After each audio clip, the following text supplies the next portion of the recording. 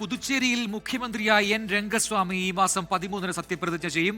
എൻഡിഎയുടെ നിയമസഭാ കക്ഷി നേതാവായി എൻ രംഗസ്വാമിയെ തിരഞ്ഞെടുത്തു. മനീഷ് മൂർത്തി ചെന്നൈയിൽ നിന്ന് ചേരുന്നു കൂടുതൽ വിവരങ്ങളുമായി. മനീഷ്, പുതുച്ചേരിയിൽ അങ്ങനെ പുതിയ മന്ത്രിസഭ ഉണ്ടാകുന്നു, അതിന്റെ വിശദാംശങ്ങൾ. പ്രതിൻ രണ്ടാം തവണ, അതായത് തുടർച്ചയായി രണ്ടാം തവണയാണ് ഇപ്പോൾ എൻ രംഗസ്വാമി പുതുച്ചേരിയുടെ മുഖ്യമന്ത്രിയായി സത്യപ്രതിജ്ഞ ചെയ്യാൻ ഒരുങ്ങുന്നത്.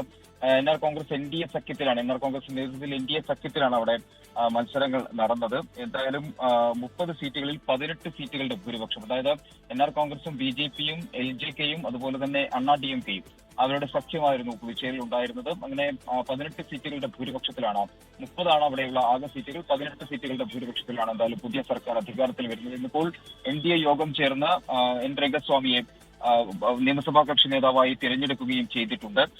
13-നാണ് അവിടെ സത്യപ്രതിജ്ഞ ചടങ്ങ് നടക്കുക. പ്രമുഖ നേതാക്കൾ, ദേശീയ നേതാക്കളെല്ലാം പുതുച്ചേരിയിലേക്ക് എത്തും എന്നുള്ളതാണ് നമുക്ക് അറിയാൻ കഴിയുന്നത്.